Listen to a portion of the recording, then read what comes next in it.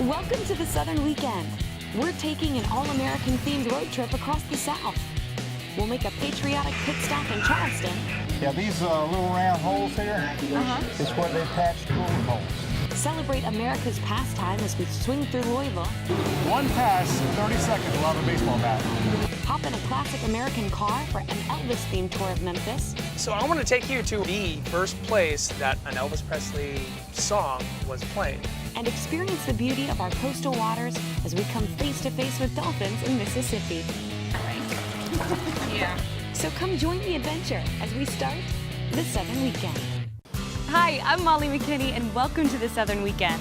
We're always traveling across the South looking for great places to visit, delicious food to eat, and amazing things to do. And with the 4th of July coming up, we're making this road trip an all-American adventure. Our first stop, Charleston, South Carolina, and the very appropriately named Patriots Point.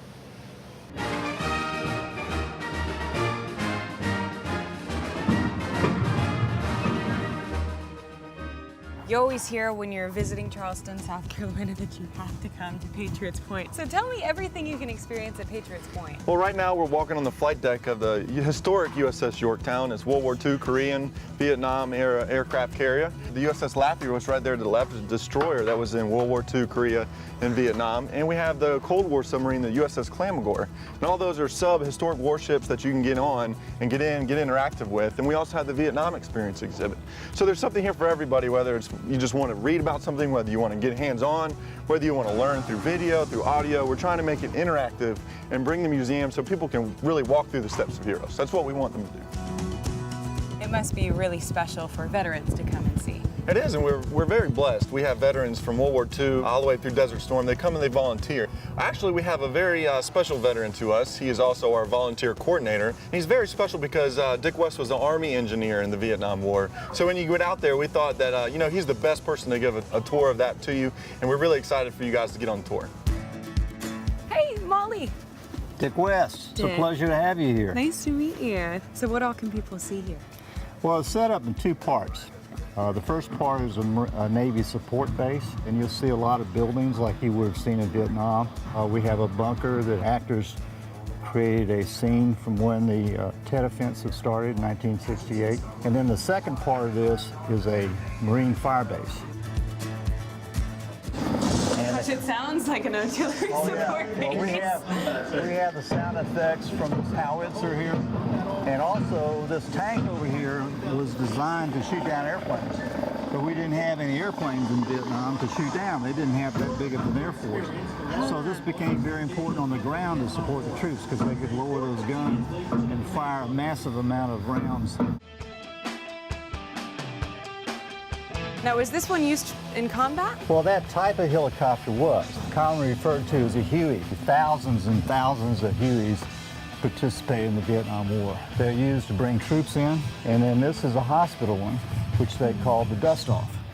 Have you had any Vietnam vets come visit the museum that served on the helicopter? Yes. Really? We've actually got some volunteers that flew these helicopters. We're pilots. Yeah. Gosh, that's got to be so surreal. Yeah, these little round holes here is where they patched bullet holes. So everywhere you see a little These are metal all gun holes like that, it's from a bullet hole. Well, you can see these helicopters aren't really made for comfort. I mean, are you comfortable? No. And this is how it was. I mean, open wires exposed, and doesn't seem like the walls are pretty thick in here. No, they're not. I mean, it's steel, but bullets go through this thing real easily. And that's what we've seen outside, is where this particular helicopter was hit with a lot of bullets. What is it like for you being a Vietnam vet, coming to work here every day? Oh, it's great. I mean, we've got 125 volunteers, and almost all of them are military, ex-military, and almost all of them fought in the war. In fact, we've got 4 World War II guys that are in their 90s. We're all getting up in years. You don't look it. Oh, well, thank you. You're my best friend today. That's an interesting boat. It is. It's a river patrol boat. In 1965, December 65, they started the Brown Water Navy in Vietnam. And it's from brown water because they travel in the rivers. So what would this have looked like when it was in operation in the rivers over there? Well, it had a crew of about 4. There'd be 2 gunners. You had a guy who drove the boat, and you had a commander for the boat. And that's fiberglass. That's the last one of a kind. And it was tough going to war in a fiberglass boat. I can't even imagine. So how many U.S. troops died in the Vietnam War? Well, unfortunately, over 58,000 died. Now, South Carolina lost 895 men, and this is represented. We have dog tags for each man who died that was from South Carolina. That must be pretty neat for the families of those that lost, especially in South Carolina, to come and be able to know that that dog tag is represented here. Why do you think, in your opinion, it's important to have places like this to remember our past? Well, not only for the people that participated to be able to come back and see these things that they actually used in war, but to have some of the young people learn from it. They need to know they got their freedoms because guys fought and women fought and died for it. And some of them don't realize that.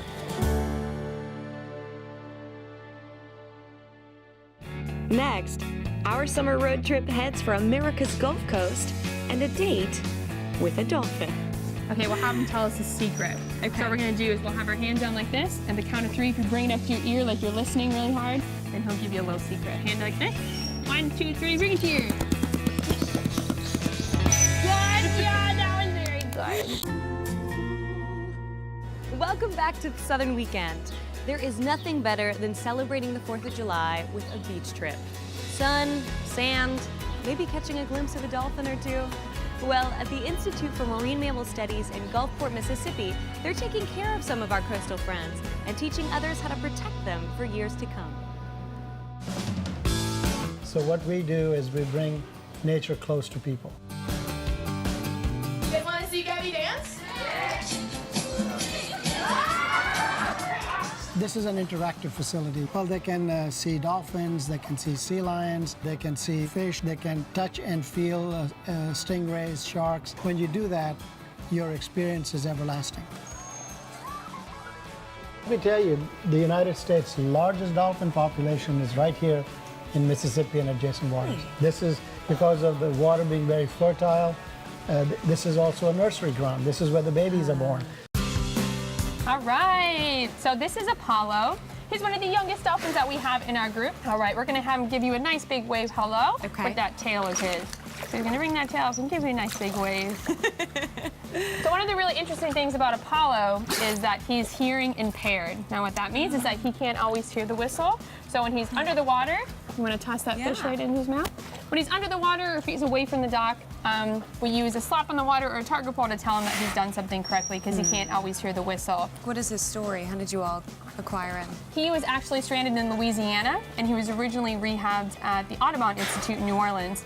And then after about 6 months, he came here and will be his permanent home for the rest of his life. So the main reason that he would not go back out in the Gulf of Mexico is because of his age.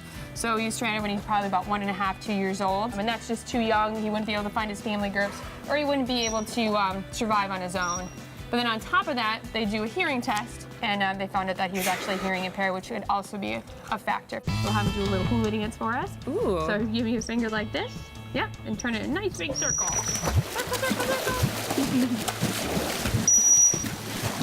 Yeah, very good. What are typically the most common reasons for stranding events to happen? Yeah, a lot of times it's age. You know, they're young, something happens, they get lost from their pods or their families, and they don't know how to care for themselves. So eventually they don't get enough food, or they get sick in the process, and they put themselves up on the beach because they have no other option for that. Gosh, it feels like rubber. Yeah, should be nice and smooth. Oh, thank you for letting me rub you. Dots are really silly at times. We might get a little wet on this one. I'll try to avoid it. Can you show me this? Yeah. Are you having a good time? Sticking out. Good job, very good. Good job, buddy. He seems like he has such a great personality. He does. He's got a great personality. What we're gonna do, if you give him a tickle right there on the melon, he'll tell you how happy he is. Is that your happy sound? Yeah, that is a taffy sound. He can show you how ticklish he is. You can reach over and give him a tickle right there. Okay, we'll have him tell us a secret. Okay. So what we're gonna do is we'll have our hand down like this, and at the count of 3, if you bring it up to your ear like you're listening really hard, then he'll give you a little secret. Hand like this. 1, 2, 3, bring it to your ear. Good, yeah, that was very good. And though these behaviors are really entertaining for us to watch, they're more important to the stimulation of their brains, right? Everything you see a dolphin do is something that they would naturally do anyway. We're just asking them to do it at a certain time and giving them rewards for it. So rewards can be fish, it could be attention, it could be tongue rubs just like that, the things that they like. They really like to participate and they really like to learn. I know you do. Good job, bud. Do you have a favorite story from working with him over these past few years? He is just the most energetic dolphin that we have. He loves playing with toys. Go get me one. You know, on his free time, he's always playing with toys. He's exactly what you think a human little boy would be. Loves to play and loves his toys. Thank you. Good job. Very nice. Good boy. So is your primary goal when you find them and bring them back to hopefully get them healthy enough that they can be returned to the wild? That is it, absolutely. That is our 100% goal, is to always put them back out into the Gulf of Mexico. So like he was too young. He wouldn't be able to survive on his own being stranded so young. So it's really important that we give him the best care we can, and that's right here with us. This has to be such an amazing education opportunity for folks that are able to come and see the dolphins up close. Yeah, it's really awesome. We're on the Gulf Coast, and a lot of kids have never seen dolphins, or maybe they can't afford to go on a boat, or they've only been to the beaches. So if they can actually see these animals in person, it makes such a great connection. And then they can actually care about what's happening to our oceans. Right. So even though, you know, maybe they're not seeing dolphins every day, they know that these dolphins live in our ocean and we have to take care of them. So they're going to start cleaning up the beaches. And that's the most important thing. If we can take care of the oceans, we can take care of the animals that live in them. Coming up next on our 4th of July themed road trip, what's more American than some great barbecue? It's a Junkadelic courtyard. I came up with the word to describe this place. Family food drinkery. We came up with that word 14 years ago. And later, grab your peanuts and Cracker Jacks as we head to Louisville to explore how an American classic is made. If you want to see more from any of our road trips, check out thesouthernweekend.com. You'll find videos of our adventures across the South, as well as great tips and recipes. All that and more, anytime you want it, at thesouthernweekend.com. Welcome back to the Southern Weekend. For many of us, it just doesn't feel like the 4th of July unless barbecue is involved. Now you may think barbecue joints across the South are all the same, but I bet you haven't seen anything like we found at the Shed. The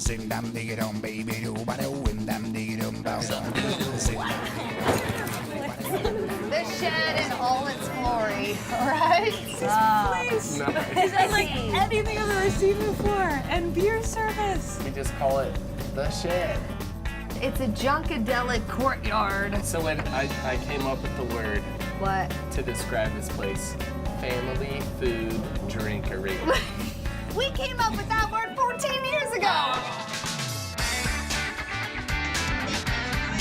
When people come in, especially when the kids say, I want to go get fed at the Shed, that's when I get all happy and giddy inside. Same thing when I see a kid actually enjoy some blues music. Barbecue, blues, and cold beer. And Southern hospitality above and beyond. Finest. We take these to You're in for a treat, Yeah, oh yeah, sister. we definitely have to take these. You're in for a treat.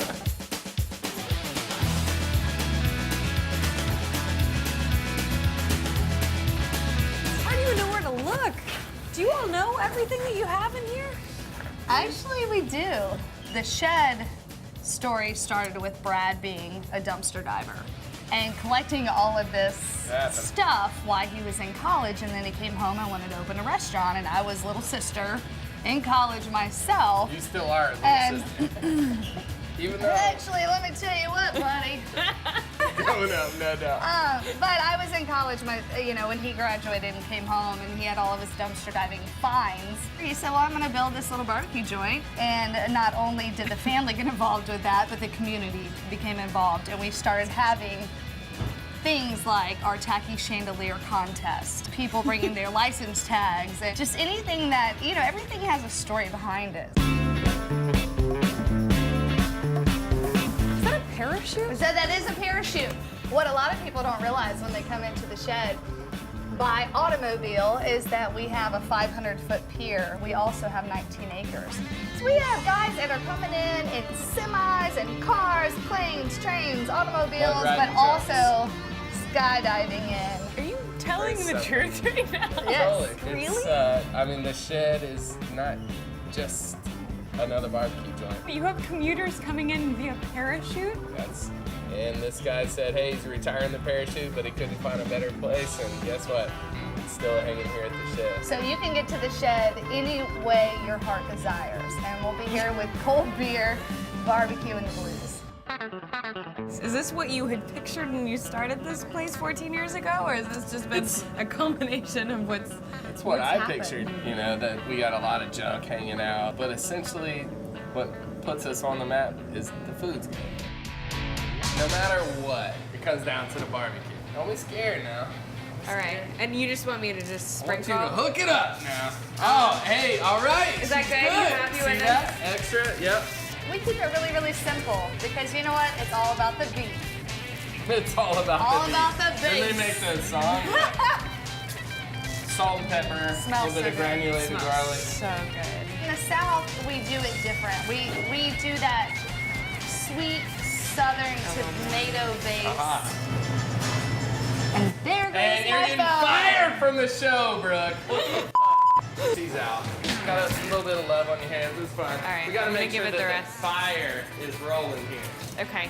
You use real wood for this? I don't know why I was It's thinking always it was pecan charcoal. wood. Pecan wood. Why pecan wood? Always. Pecan actually has a derivative of vanilla in the cellulose of the wood, which sounds so crazy. Really? But it makes sense. Wow. It's the real deal. Yeah? Yep. Just set it right in? Kick that door over. A high five, salt and pepper. That's the way we do it here at the shed. Going to hyperspeed right now and see what the end result is. So, 16 hours later, wow, you can see the smoke coming off of that. It's one of the best things ever invented. Smells like so much garlic and deliciousness. This is what it's all about for us. Gosh, look at Nice, juicy, perfect slices. We want it to be able to just fall apart right here. Boom. That is so moist and tender. Wow. This is what makes good barbecue. Wow. I didn't even know you could do that with brisket. I didn't either. Now that my hands are so juicy.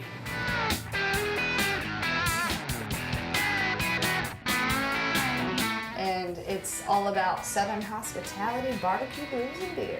we get to start great weekends and we get to end great weekends. So Another cheers at that To your one, right? next Southern weekend.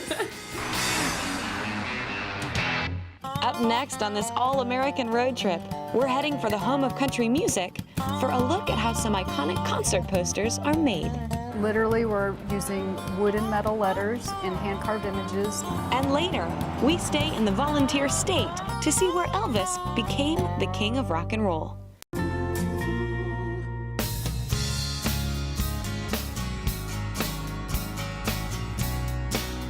Most people know that music roots run deep here in Nashville, Tennessee, but it's not just singers and songwriters that get their big breaks here. For instance, Hat Show Print has been around for more than 100 years, and they're known for these iconic posters promoting the likes of musical acts from Elvis and the Rolling Stones to Johnny Cash, and they're designing more than 500 prints every year.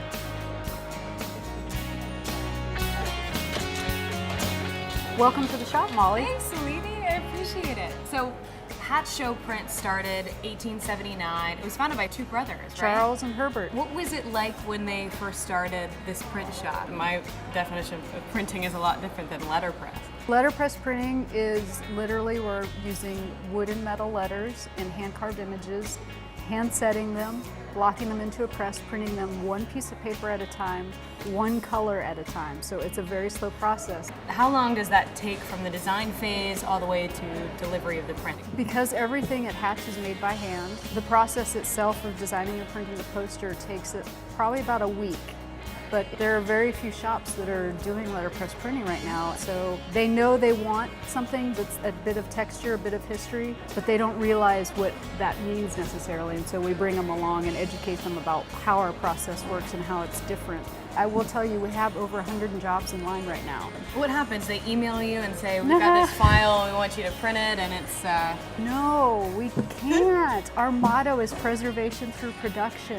What that means is we've got to use all of this type that's on the wall behind me and in these cases, and we've got to use the images that have been carved since the first day the shop opened in 1879. We get to preserve our type by using it, preserve our images by using it, producing posters, and everybody gets to enjoy a physical object. And you're getting to use these same machines. Yeah, we get to use the exact same type that the two Hatch brothers purchased 136 plus years ago. It's pretty awesome. So Will T. Hatch is the son of one of the original founding Hatch brothers, and he eventually took over the company, and he created a lot of the designs you all still use today, right? Yeah, when he took over the shop, that's when Hatch really put itself on the map as a show poster company. He really helped generate the success of Nashville as a city, not even for the South, but for America, really. He helped really establish a visual identity for what was happening here in Nashville and recognizable across the South, because Hatch was the Southern poster company. If you're in Nashville, this is a must stop. It's located right in the Country Music Hall of Fame, conveniently in the city. Make sure to check them out next time you're in Nashville.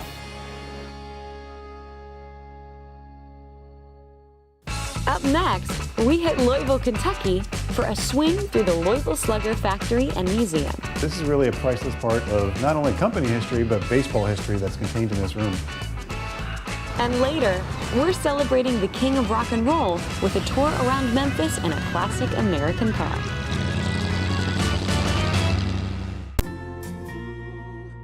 Welcome back to the Southern Weekend.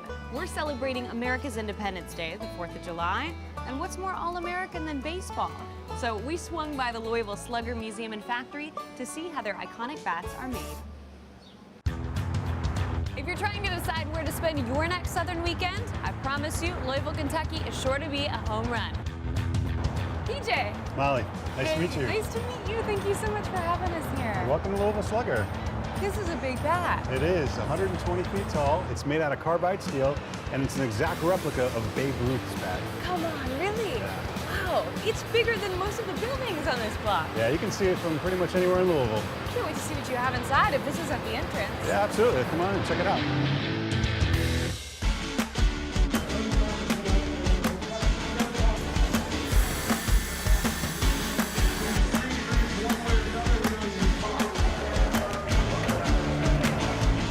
I think vault is the appropriate word to describe this room. Yes, welcome to the Bat Vault. We call this the Fort Knox of Louisville Slugger.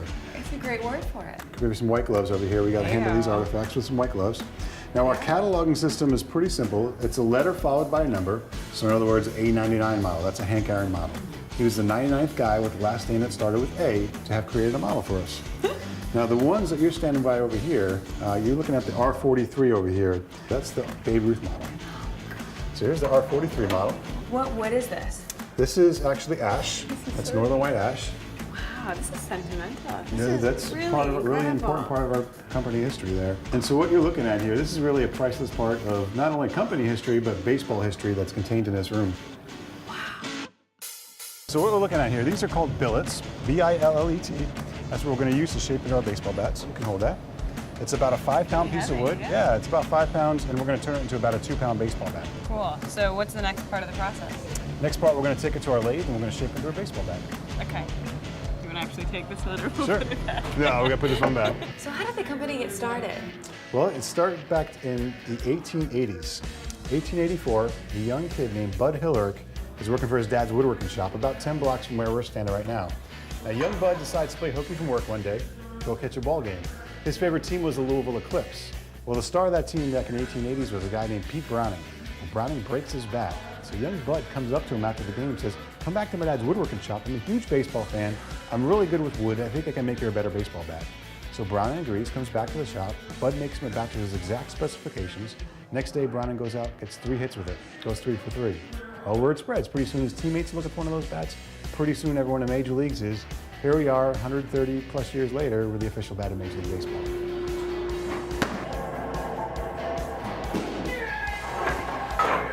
This is one of the first. This was the first. This was the first. Yeah, and Pete was actually his nickname. He was from Louisville, and his nickname was the Louisville Slugger. And that's how we got our How name. appropriate. Yeah. So where we are now, these are all Hempel production lathes. So we're going to use a forklift to load up these green cages with billets. The billets are then fed into the lathes automatically. They'll be spun about 3,000 revolutions per minute. We'll have a template loaded into that machine. It looks like this template over here. As that billet's spinning at 3,000 RPMs, a series of 5 blades will follow this template moving across that billet. One pass, 30 seconds, we'll have a baseball bat. Aside from the tours, you also have a museum. Yeah, we've got an incredible museum that our visitors can really check out and see, and we've got some really wonderful artifacts in there. We've got a Joe DiMaggio bat from his 56-game hitting streak. We've got Hank Aaron's 700th home run bat.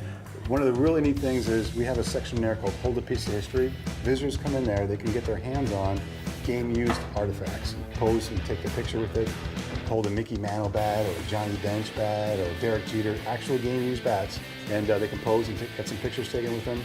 After that, they can stare down a 90-mile-per-hour fastball, which is a whole lot of fun. So there's a lot of interactive, a lot of great stuff to get some hands on, and then there's a lot of great artifacts to see in our museum as well. So what we're looking at here, this is our burn branding machine here, and this is the traditional way we're going to brand our ash bats. We've got a metal template on that machine. It's heated up to 1,300 degrees Fahrenheit. And Rhonda's going to roll our bats over them and literally burn them and brand them. Oh, that is so neat. Give that a sniff. Oh, that smell nice? That smells like campfire and marshmallows and oh, that's right with the world. Never get tired of that smell. No, I could work here all day just to do this. I want her job. PJ, gotta say it. I think you knocked that tour out of the park. Well, thank you so much. Well, thanks I'll for let coming. you put this back, but Okay. thank you so much for having us. I think I'm gonna go check out the museum and see if I can get some swings in at that batting cage. I may try Babe Ruth. Great, thank you.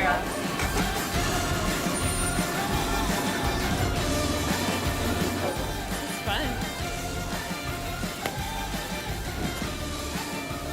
It's kind of a workout. This is what I need to do instead of going to the gym. Up next on our summer road trip across the South, we make our way to a community in South Carolina where the Charleston isn't the only dance in town. And you'll see grandparents coming in with their grandkids and their parents. There'll be 3 generations in here shagging. And later, we head for Memphis for a ride in a classic car and some very tasty treats. We all know about state mottos, state flags, and state dances. Yep, South Carolina has a state dance, and it originated right here in North Myrtle Beach.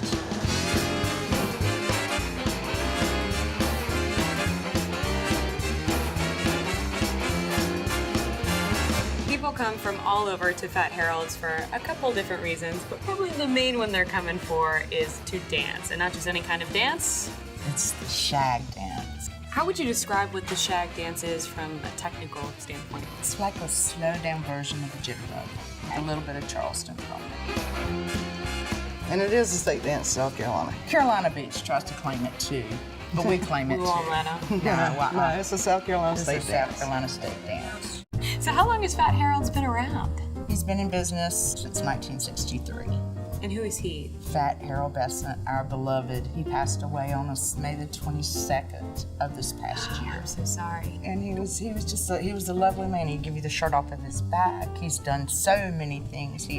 His love was Camp Chemo, and that's a camp for kids with cancer. Was he always interested in shag dancing? Yeah. Oh yes. He said it's the most beautiful dance that when it's done right, that you'll ever see done. Well, before we get started, I'm going to take a few minutes and tell you a little bit of history about this very unique dance.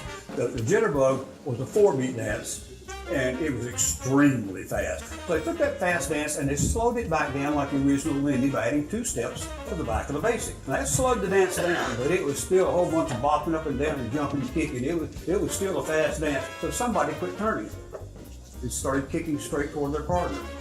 And without realizing what they were doing, they created a brand new, very unique dance. So is this a dance that just gets passed down generation to generation? Yes. Yeah. It's almost a mandatory thing within some of the families. And you'll see grandparents coming in with their grandkids and their parents. There'll be 3 generations in here shagging.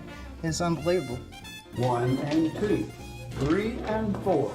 Back. Molly, I'm going to teach you to do the basic step of shag, which is the North Carolina and South Carolina state dance. You're going to start with your right foot, and I'm going to start with my left foot. And all we're going to do is constantly switch feet. And this is the rhythm we're going to use. 1 and 2, 3 and 4, 5, 6. All right, very good. You want to turn? Sure. Do you? Yeah. Well, okay, now that you've learned the basic, Okay. the turn is just like the basic, except you turn around in the first 3 steps. I'm going to pull you past me, and you're going to turn around in the first 3 steps and just keep going like a regular basic. Okay. Okay, ready and go. 1 and 2, 3 and 4, 5, 6. 1 and 2, 3 and 4, 5, 6. There you go. Now you're shagging, honey. Still to come on the Southern Weekend, we slip on our blue suede shoes and go to Memphis to see where Elvis became the king of rock and roll. He met a lot of Hollywood stars, and they would come to Memphis and hang out with Elvis, and he would take them around in one of his cool caddies or whatever. And later, See, I've kind of got a mix of like our steady Eddies and then some seasonal specials, like the pink champagne. Yeah, has been doing really well lately. Is there actually champagne in it? Oh yeah, in the cake and in the icing. we satisfy our sweet tooth when the Southern Weekend continues. Memphis is known for barbecue, Elvis, and decades of really good music from blues to soul.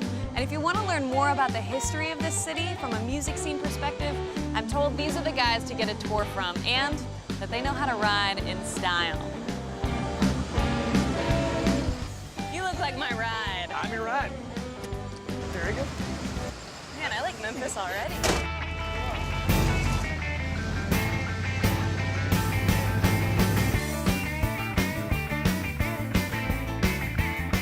I feel pretty cool in this ride. Well, you should. Yeah, it's a good day for it, too. This is what Elvis used to do. He would ride around when he was doing movies in Hollywood. By 56, he was actually, he met a lot of Hollywood stars, and they would come to Memphis and hang out with Elvis, and he would take them around in one of his cool caddies or whatever and say, hey, this is where I went to high school. This is where I grew up. He was really proud of his city, his adopted city. So this is Lauderdale Court. So this is where Elvis lived from 1948 to 1952, coming from Tupelo, Mississippi. And for the first time here, he's got running water inside. He had an outhouse in Tupelo, you know. So this was an upgraded move. Upgraded move, even though it was government housing, we really thought he made it. And in a sense, he did. He was here for a few years. He's also staying here when he went to high school. So let's head to Humes High and see where Elvis went to high school. Oh, we can see his high school? Let's do it.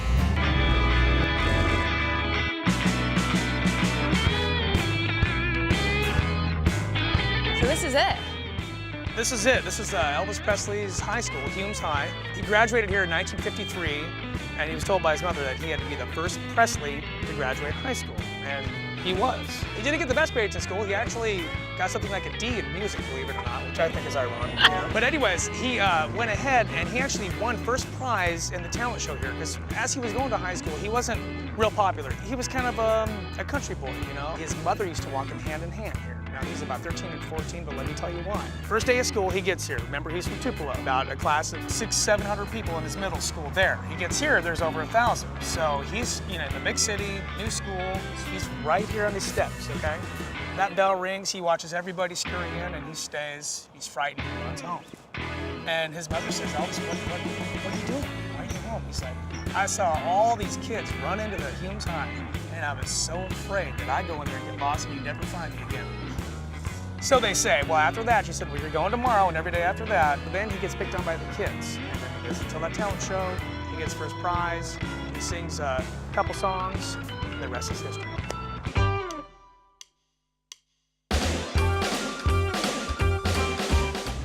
to take you to the first place that an Elvis Presley song was played. It's called the Hotel Chisca's right here. This is where Dewey Phillips was a DJ, and he had a show called Red Hot and Blue on WHBQ. He was the first to spin Elvis's That's Alright Mama. And he plays the acetate about 13 times because the phone is ringing off the hook. So they find out he's this kid named Elvis Presley from Humes High School. The star was born. Why was Humes an important part of that story? Well, here's why that's important, because when Elvis came out, a lot of people thought that he sounded black.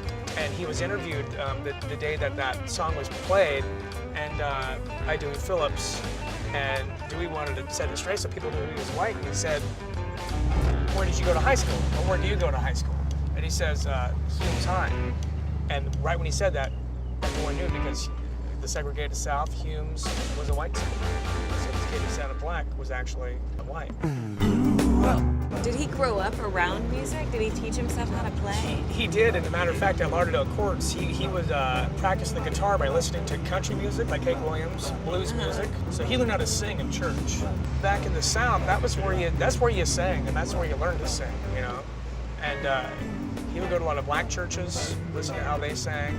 He would go to white churches to hear how they sang, just to kind of really, it was a melting pot of music, just to get it all in, you know. So Sun is cool because this is the studio I keep on talking about, where Jerry Lee got to start, Johnny Cash, B.B. King. All those guys you asked who got started here, they all got started at Sun Studio. So this is it. This is it. This storefront right here. This launched So the many career. talented. Oh, absolutely. Elvis, B.B. King, Jerry Lee Lewis, Carl Perkins, Roy Orbison, Ike Turner. Huh. I mean, the list goes on and on and on. Howlin' Wolf. So what was it about this place? Were they just at the right place at the right time, or did they really just understand what it took to make a successful artist at that time? I'd say a little bit of both. I mean, they had to have the talent, you know. Back then, you had to have the talent. Right. And you had a great engineer / producer named Sam Phillips, who owned the studio, who had an ear and an eye for talent. So all those things combined. I mean, this wasn't built as a studio. It was purchased to record music, but it wasn't. They didn't do anything fancy to make it a studio. It's just what it was. So Just our walls. Four walls and the truth. You know, that's it. Thanks so much for showing me around. Absolutely. Thanks for having me. Thanks for taking a rockabilly ride. Still to come on this 4th of July road trip. We'd have a whole line of people, you know, out the door. Everybody's like ordering their cupcakes, and then you'd get somebody who's like, "I want a slice of that pecan pie," and we're like, "Oh yeah, you know what's up." We've got a hankering for something sweet and delicious, and we know just the place in Memphis. If you want to see more from any of our road trips, check out thesouthernweekend.com. You'll find videos of our adventures across the South, as well as great tips and recipes. All that and more, anytime you want it, at thesouthernweekend.com. Welcome back to the Southern Weekend. We're in Memphis, Tennessee. It's time for a little dessert, and we know just the place to go.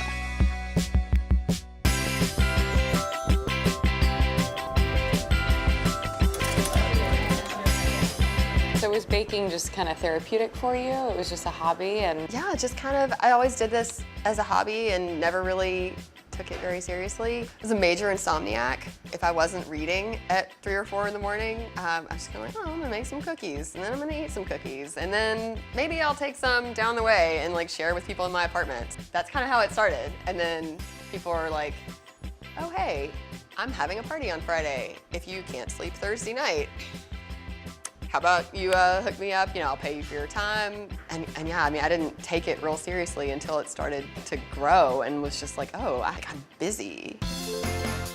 Red velvet one. look at all the colors. Yeah, I've kind of got a mix of like our steady eddies and then Yeah. some seasonal specials, like the pink champagne. Yeah, Has been doing really well lately. Is there actually champagne in it? Oh yeah, in the cake and in the icing. So what are you really known for? The whole reason I'm asking this is just so I can start eating. I don't blame you. So we got to be known in Memphis for our cupcakes really early on. We have always been a full-line dessert bakery. So, you know, the cookies, pies. I feel like the pies have gotten a lot of attention just lately as more people, it kind of was one of those insider things where we have a whole line of people, you know, out the door, everybody's like ordering their cupcakes, and then you'd get somebody who's like, all the slices of that pecan pie, and we're like, oh yeah, you know what's up. Like, you're on the inside. Oh my gosh, I want to work here every day. You cut a pie before? Yeah, I don't know if it's the right way. Welcome to work. So we actually do have a really great tip for the newbie beginner pie cutter. And you can order these online, but check it out. I need one of So yeah, little handy pie guide, but that way you can get an even slice all the time. Should I try it? Yeah, so what you're gonna do is just center the little center point right over the top of the pie, and then just very gently all the way through. Here, yeah, there you go. So then you're gonna kind of gently pull that out. I may not be hired by the end of this. No, look at that, that's beautiful. So now you'll actually want to use the knife to kind of go through there all the way to the bottom. But you can achieve the look of like a guide any number of ways. So you can just do slices like crosswise. Dental floss is a fantastic trick. This actually works for cakes too. Really? Yeah, well, so not as much if you have like a crusted over pie, because then you won't have the markers, but something like a cream pie, or like you had a cake with icing on top of it, you could just kind of pull out your dental floss and like help you. Let's kind of make a little guide where you want your slices. Okay, so to actually plate them, I like to use something with a pretty thin blade. So, you know, just a typical like icing spatula or something works pretty well. I think you did pretty well. I'm not actually hitting crust that doesn't appear to have been cut before. It just like went straight through. If you're doing something at home and you have, you know, like a china plate or something, this won't work. But usually if you're buying a pie someplace, it's gonna be in this little aluminum thing. So I actually fold the aluminum down just a little bit, because the first pie piece is always the hardest to get out. So that actually gives you a little bit of room there, and you slide that knife down in there, and then hang on just barely to a little crust, and pull that sucker right out. How pretty. And there you go. I feel like I need to take advantage of the fact that you're a pie expert here and ask you some questions. If I'm making pie at home, what's the easiest pie, in your opinion, to not mess up? All right. I would say a fruit pie is not as hard as I think it sounds. A good fruit pie, I think you can get that same like wow factor without a ton of effort. Do something like blueberries, where you're not going to like do a ton of peeling. You're throwing some spices in there, and you wouldn't even have to do like a fancy lattice on top. You could just do like a little crumble, which would be super easy. So that's where I would really recommend starting. What's the easiest pie to make? Blueberry pie. Pound cake or chess pie? Chess pie. The one ingredient that you can't live without? Salt. I would think sugar. Salt brings out sugar. Salt brings out flavors and everything. It wouldn't be Thanksgiving without... Oh, coconut chess pie. So good. You know you're a Southern baker when... When you say, y'all, I cannot believe I did this, and like take 10 syllables to say it. That wraps up this edition of the Southern Weekend, but we've got plenty more adventures to come. On our next road trip, we're all about college football. We're tailgating in Mississippi. Are you ready? Hell yeah!